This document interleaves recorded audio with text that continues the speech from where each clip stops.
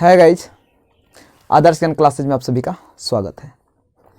हम आज light chapter से कुछ क्वेश्चंस लेकर आए हुए हैं जो फिलहाल में जब मैट्रिक और इंटर के एग्ज़ाम होने वाले हैं उनके लिए काफ़ी ज़्यादा हेल्पफुल होंगे।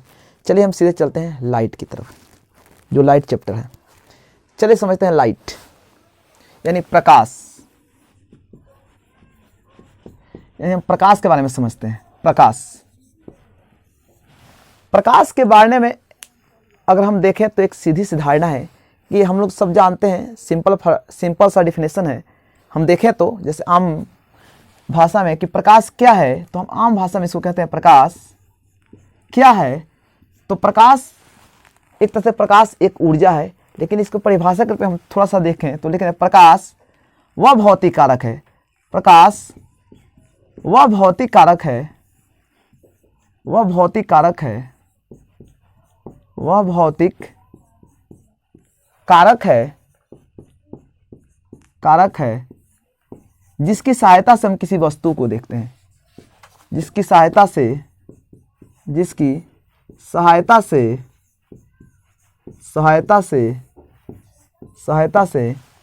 किसी वस्तु को देखते हैं, किसी वस्तु को देखते हैं, किसी वस्तु को देखते हैं।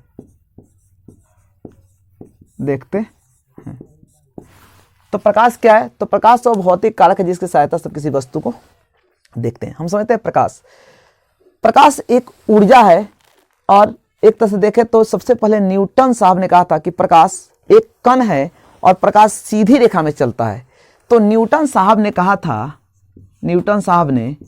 कि प्रकाश कण है और सीधी रेखा में गमन करता है। कण है और सीधी रेखा में गमन करता है, सीधी रेखा में गमन करता है।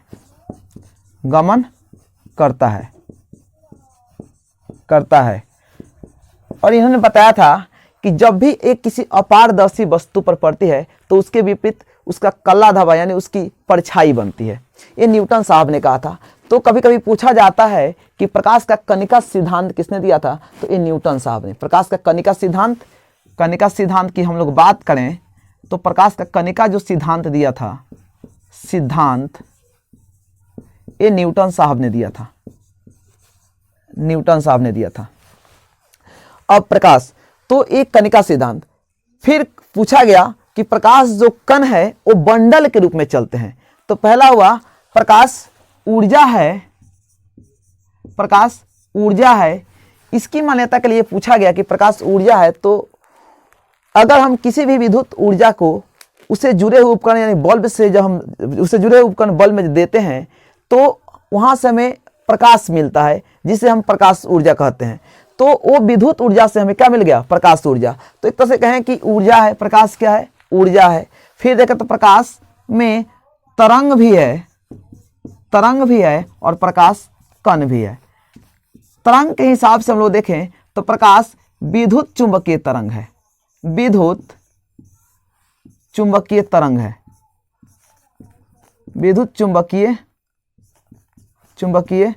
तरंग है। अब कण के रूप में हम लोग देखें तो प्रकाश जो कण है यानी जो कण है वो इस टाइप के ग्रुप से यानी बंडल के रूप में चलता है, बंडलों के रूप में चलता है। तो प्रकाश का जो कण है वो बंडलों के रूप में चलता है। तो कण का जो बंडल है, जो प्रकाश के कण का जो बंडल, इसे हम लोग फोटोन कहते हैं। तो प्रकाश के कणों का जो बंडल यानी प्रकाश बंडल के रूप में भी चलता है कहा गया। तो उस बंडल को हम लोगों ने कहा प्रकाश जो कण है वो कण का जो बंडल है वो फोटोन कहते हैं। तो प्रकाश कण के बंडल के रूप में भी चलता है, जिसे हम लोग फोटोन कहते हैं। फिर हाइगेंस साहब आए तो हाइगेंस साहब ने कहा था, हाइगेंस साहब कि जब न्यूटन साहब बोले थे प्रकाश कण है, प्रकाश सीधी रेखा में चलती है, और जब प्रकाश को हम किसी अपारदर्शी वस्तु उसके सामने जब लाते हैं तो उसके विपरीत हम उसका धब्बा बनता है, हम लोग यानी उसकी परछाई बनती है। फिर हाइगेंस साहब ने कहा था नहीं, प्रकाश सीधी रेखा में गमन नहीं करती, प्रकाश ऐसे गमन करती है। क्यों? इनका भी सिद्धांत था कि प्रकाश एक तरंग है। तो इन्होंने बताया था क्यों। अब तो किसी भी जो पत्ती है उसकी परछाई क्या बनती है? गोल बनती है। हाइगेंस साहब ने थ्योरी कि प्रकाश तरंग है और न्यूटन साहब ने कहा कि प्रकाश कण है। फिर हाइगेंस साहब से पूछा तो हाइगेंस साहब ने बताया, हाइगेंस की प्रकाश तरंग है। तो इन दोनों के जो कंफ्यूजन थे इनको दूर करने के लिए मैक्सवेल साहब ने कहा, मैक्सवेल ने कहा कि प्रकाश में दोनों गुण है। उन्होंने इसका नाम दिया था प्रकाश विद्युत चुंबकीय तरंग है। प्रकाश विद्युत चुंबकीय तरंग है। उन्होंने कहा था कि प्रकाश में दोनों गुण है। तो मैक्सवेल साहब ने कहा कि प्रकाश विद्युत चुंबकीय तरंग है। चलिए हम चलते हैं प्रकाश के क्वेश्चंस की तरफ। तो मैक्सवेल साहब ने बताया कि प्रकाश एक विद्युत चुंबकीय तरंग है। तो हमारा यहाँ से क्वेश्चन बन सकता है प्रकाश एक डैश है। तो एक तो हो सकता है प्रकाश एक विद्युत चुंबकीय तरंग है, विद्युत चुंबकीय तरंग है, एक ये हो सकता है। एक हो सकता है प्रकाश एक क्या है, तो प्रकाश को हम कह सकते हैं प्रकाश एक ऊर्जा है, प्रकाश एक ऊर्जा है। कभी कभी खाली स्थान में पूछा जाता है तो प्रकाश एक बात करें तो प्रकाश अनुप्रस्थ भी है, अनुप्रस्थ तरंग है। अब प्रकाश, तो प्रकाश की वेग की बात करें तो प्रकाश का वेग निर्वात में सबसे अधिक होता है, और निर्वात में जो प्रकाश का वेग होता है वो 3 गुने 10⁸ मीटर पर सेकेंड या 3 गुने 10⁵ किलोमीटर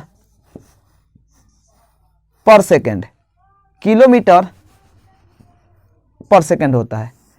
किलोमीटर की हम लोग बात करें तो 3 गुने 10⁵ किलोमीटर पर सेकेंड, और मीटर की हम लोग बात करें तो 3 गुने 10⁸ मीटर पर सेकेंड।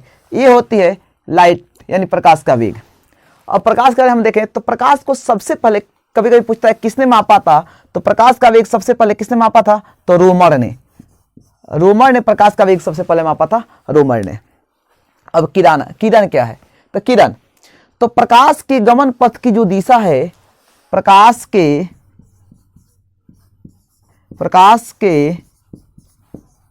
गमन पथ की दिशा को किरण कहते हैं, किरण कहते हैं। अगला है प्रकाश पुंज क्या है, तो प्रकाश के जो किरणों का समूह होता है, तो प्रकाश के किरणों के समूह को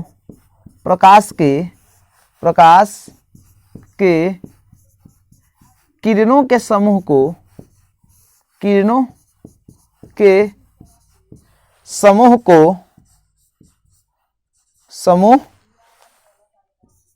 को प्रकाश पुंज कहते हैं, प्रकाश पुंज कहते हैं। अब तो प्रकाश पुंज के टाइप की बात करते हैं। किरण पुंज कितने प्रकार के होते हैं, तो किरण पुंज 3 प्रकार के होते हैं, किरण पुंज 3 प्रकार के होते हैं। अब किरण पुंज की हम लोग बात करें तो 1 नंबर होता है अपसारी किरण पुंज, अपसारी किरण पुंज। तो अपसारी किरण पुंज की बात करें तो वैसा किरण पुंज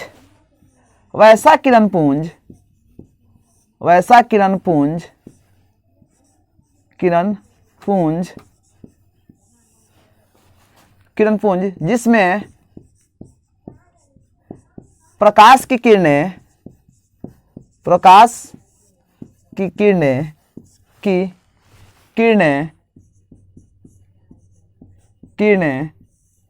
एक बिंदु स्रोत से निकलकर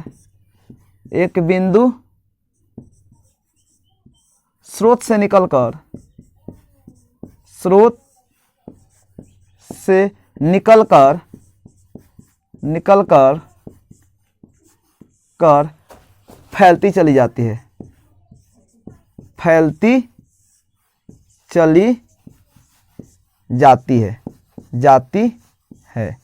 जिसमें हम बात करें जैसे टॉर्च, जैसे एक बिंदु स्रोत से निकली और ऐसे फैलती चली गई, इसे हम लोग कहते हैं अपसारी। अगला होता है अभिसारी किरण पुंज। 2 नंबर देखें तो अभिसारी किरण पुंज, अभिसारी किरण पुंज। वैसा किरण पुंज, वैसा किरण पुंज, वैसा किरण पुंज, किरण पुंज जिसमें फैलती हुई प्रकाश की किरणें, फैलती हुई प्रकाश की किरणें, प्रकाश की किरणें, किरणें एक बिंदु स्रोत पर, एक बिंदु स्रोत पर, एक बिंदु स्रोत पर मिलती हुई प्रतीत होती है, एक बिंदु स्रोत पर मिलती है या मिलती हुई प्रतीत होती है। अगला होता है 3 नंबर देखें तो तीसरा नंबर होता है समानांतर, समानांतर किरण पुंज।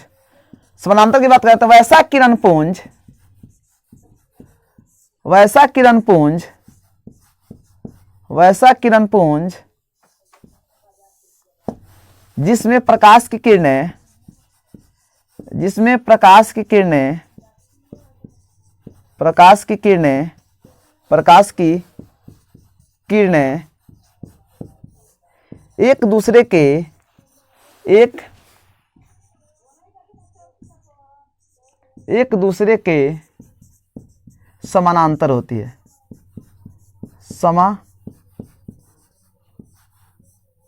समानांतर होती है, समानांतर होती है, समानांतर होती है, होती है।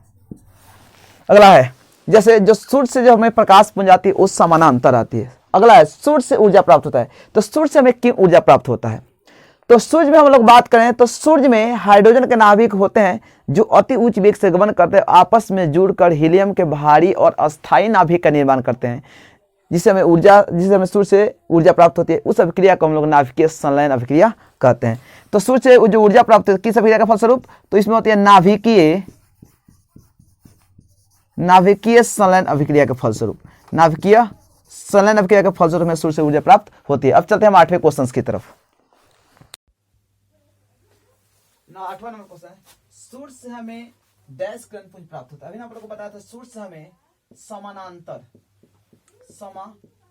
किरण पुंज प्राप्त होता है, समानांतर किरण पुंज प्राप्त होता है। बहुत से लोगों को लगता है कि सूर्य एक बिंदु से नहीं, सूर्य की हम लोग बात करें तो सूर्य यहाँ पे है, वो बड़ा है पृथ्वी से, पृथ्वी यहाँ पे छोटी है। तो जब यहाँ सूर्य से किरण निकलेगा तो हमें तो पैरेलल ही किरण पुंज मिलेगी। तो पृथ्वी जब छोटी हो गई तो सूर्य से हमें ऊपर सन हो गया, तो सूर्य से हमें जो किरण पुंज मिलती है वो पैरेलल मिलती है, यानी समानांतर। अब अगला क्वेश्चन है आत्मदीप्त क्या है, प्रदीप्त क्या है या दीप्तिमान क्या है? कोई एक पूछ सकता है इसमें, और तीनों एक ही चीज है। तो आत्मदीप्त कह सकता है या प्रदीप्त या दीप्तिमान कह सकता है। तो वे वस्तु जो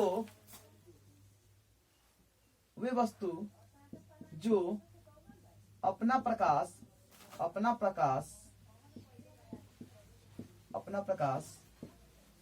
स्वयं प्रदीप्त किसे कहते हैं? तो जो प्रकाश उत्सर्जित नहीं करते हैं उसे अप्रदीप्त कहते हैं। जैसे कुर्सी, टेबल, बेंच, ये प्रकाश उत्सर्जित नहीं करते हैं।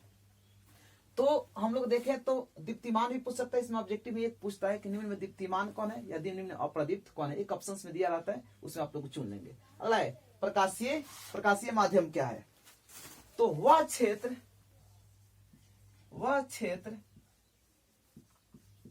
जिससे होकर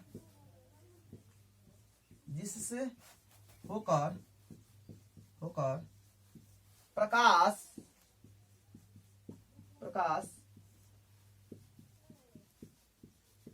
किसी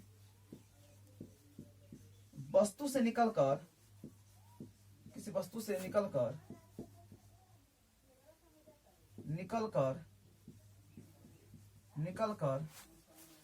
हमारी आंखों तक पहुंचता है, हमारी